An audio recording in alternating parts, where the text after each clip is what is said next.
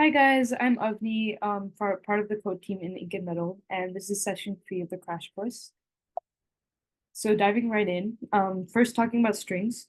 So strings are a non-primitive type in Java that is not defined by Java, but it's rather a class. So the class has methods that can perform certain operations. And non-primitive types can also be null, unlike primitive values.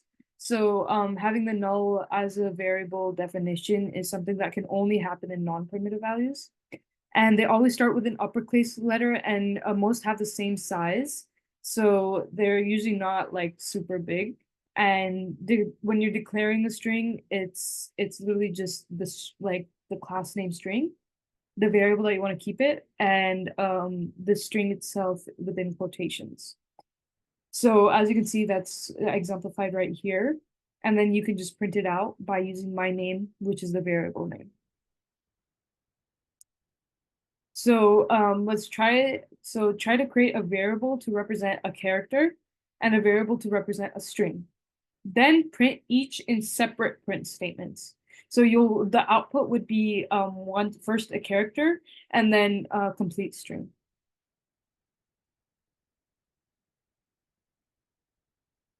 So this is the solution if you had paused it.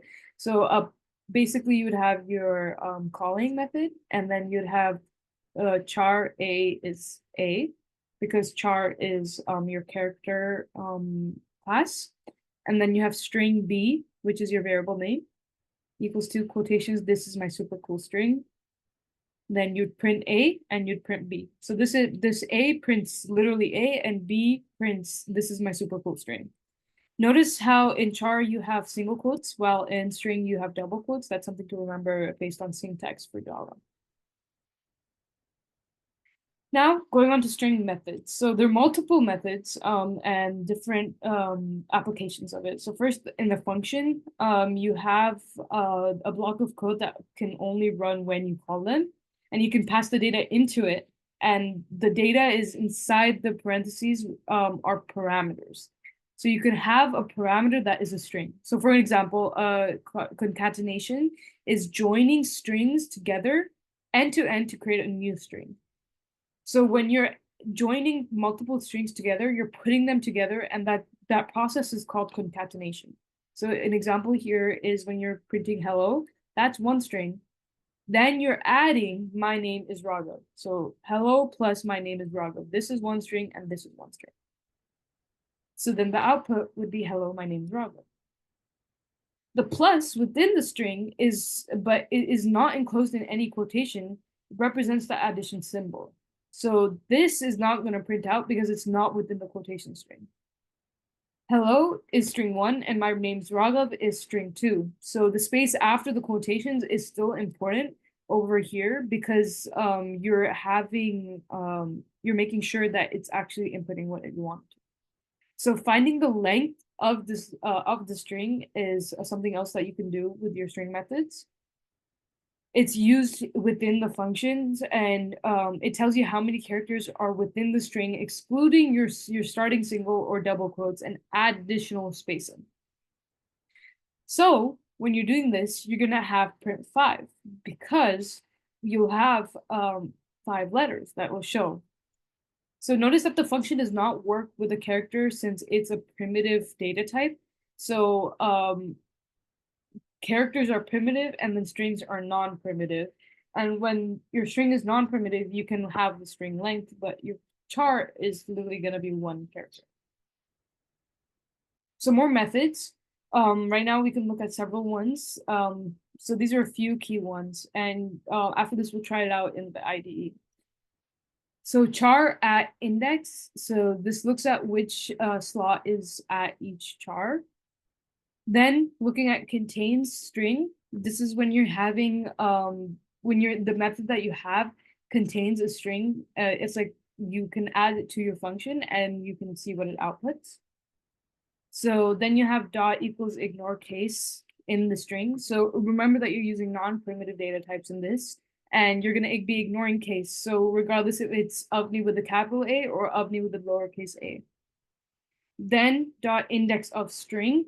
So again, this is non-primitive. You have the index, which remember starts at 0, not 1, and you can look at the specific slot it's carrying. Then dot is empty for the string. This is basically seeing if that string that your variable is held on is empty or actually contains anything in your indexes. Then you have replace, which is char and then char. So you can replace one thing with the other. So if you wanted to replace Avni with Atni, like ATNI, then you can replace V with T. Then to uppercase, you can move everything to uppercase, and then to lowercase, which are pretty straightforward. So try these out on your IDE. So create a program to take a sentence and attempt to use the replace, uppercase, lowercase, and contain methods in different ways. So replace, uppercase, lowercase, and contains. So try to use these, and you can pause it over here. So the solution would be, so you have your string sentence, which you can have whatever you want it to be, and you would replace I with hey. And then your sentence would move all to uppercase, and then you print it out. Then you move it all to lowercase, and then you print it out. And then you print out the sentence when it contains robotics. So going on to arrays, arrays represent a list of the data at indexes. So the indexes range from 0 to the length of the array -1. They are useful to store several pieces of data of the same data type, so strings, ints, floats, objects, or even like arrays within arrays, but they always have to be one type of object. So when you're declaring an array, you have to have the data type, array name, array object 1, 2, 3, and so on. And an example of this would be, so your data type is string. This is your variable array name, and these are your objects. So when you're indexing an array and you want to access a part of the array, you must use indexing. So remember, again, it starts with 0, and in this case, 0, 1, 2, 3. So when you're printing 0, you're going to have Rishabh, but you want it to print 1, you're going to print Naveda. And when you're changing an array element, you want to access the index at that point and change the value. So team member 0 equals Arya. So team members 0, you're reassigning Rishabh to Arya. Finding the length of an array is when you can do this by using the length property. So system.out.println team members.length. So what this is going to print is 0, 1, 2, 3. So it's going to print 3. So again, try it out. Create a program to take 3 items that the user wants for groceries, then add them to an array and print out the array. So your input should be the 3 items, and then your code should be taking the inputs and adding them to the array. And then your array should be printed out the same inputs. Go ahead and pause.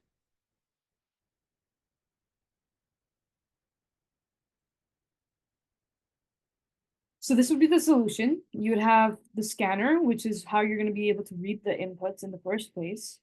Then you're going to have item 1. This is going to be your string item. So you're going to store item 1 as the first thing that's listed. Store item 2 as the next thing that's listed. Store item 3 as the third thing that's listed. Then you're going to make a string array of groceries. You're going to add item 1, item 2, item 3. So now your items are whatever it was scanned in order. Then you're going to print groceries plus groceries. Remember, this is a concatenation, and you're having a string plus the array. So this is going to print groceries plus apple, carrot, broccoli, whatever you want it to be. And you can test this out a few times to debug. Now, when we talked about arrays being inside arrays, they're called multi-dimensional arrays. So they can have multiple dimensions or multiple arrays within itself. So here's how you can create a 2D one. It's pretty simple. You're going to have this data type and 2 brackets to indicate that they're 2. You're going to have the array name. you're gonna have an outer brackets to define the bigger array, and then inner brackets to define the arrays within the arrays. So to index this, you would put the indices in both braces. So for example, you have this is 1 unit, this is 1 unit. So index 0, index 1. And then within that, you have index 1 of 0, index 1 of 2, and sorry, 1, index 1 of 2. Then you're gonna have index 1 of 1, index 1 of 1, index 1 of 2. So when you're doing this, you're gonna have, when you're calling for this one, you're gonna have 0, 1, then you're gonna have index 0 within that. So again, to repeat, you're gonna have index 0 of 1, 0, sorry, 0 of 0, 0 of 1, 0 of 2, then 1 of 0, 1 of 1, 1 of 2. And then when you're looking for a specific one, you're gonna have array 1, array 1, and then 0, which will get you 4. So multi-dimensional arrays are useful to hold more complex forms of data, and in higher levels of math, you have matrices that are 2D arrays, and again, they can go on to more. So now there's array lists. It's an object and is a resizable array, and it must be imported. So like you can't make your own, like it's not, you can't make it like a normal array. So you would have to import the list. And for the list, the size can be modified and elements can be added or removed. So when you're declaring an array list, so you're having the list and then your names. So you're importing the list, the data type, your name of the array, and you're making a new one because right now you're just importing it, and then this is actually making it. So then you're adding these to your array list. And when you can access it, you say names.get and you'll get pre because 0, 1. If you want to remove one, then you would do, if you want to change and remove one, you'd have names.set 0, Walid. So that's changing your index 0 from Rishabh to Walid. Then you're removing one, so then pre wouldn't be there anymore. And then when your names.clearing it, you're clearing all of them.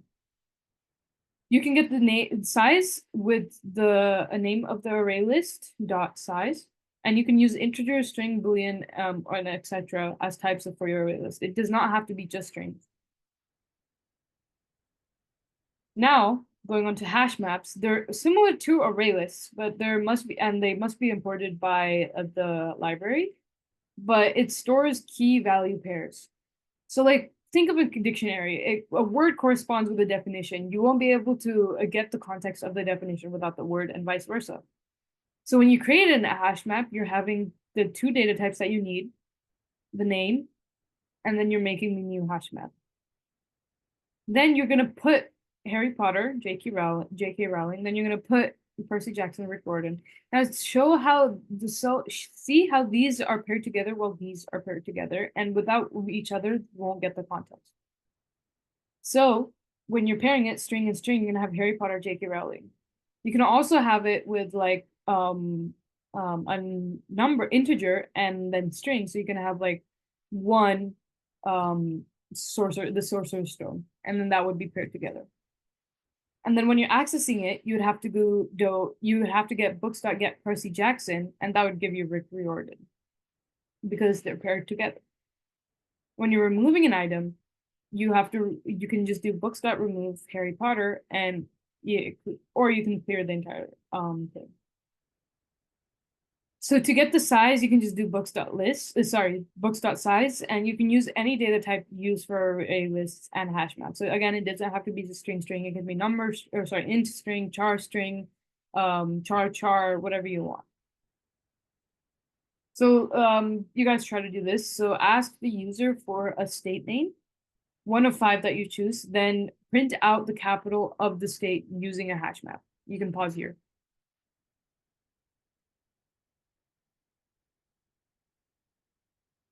So the solution to this would be over here. You can go on here and check it out. But basically, you're importing the hash map and you're importing the scanner. And then within your class, you're declaring the hash map, string. Capitals is your hash map name. You're creating the new hash map. Then you're gonna put you're gonna go have capitals California, Sacramento, and then do that for 5 other ones. Then you're gonna get whatever the input is and print out the state with just an index, or sorry, a space over there. Then you're gonna define a string as the state of the next line of whatever you want it to be, and you're gonna print out the capital of whatever it wants. So basically, you're asking for the state, and it outputs the capital. So you guys just completed session 3. I would say for your homework for until session 4, or things that you can try out, is to help the user plan their next few store trips. So using a map with a string as a key representing which store they go to, and an array of 3 items they purchase from the store as strings, ask the user to enter the name of the store and 3 things they need to buy from it. Store this in the map and ask this for another store for a total of 2. Then print out the data in the map to easily display the reader what they should buy in each trip. So this is what you can do. And yeah, that's session 3 of the Java course.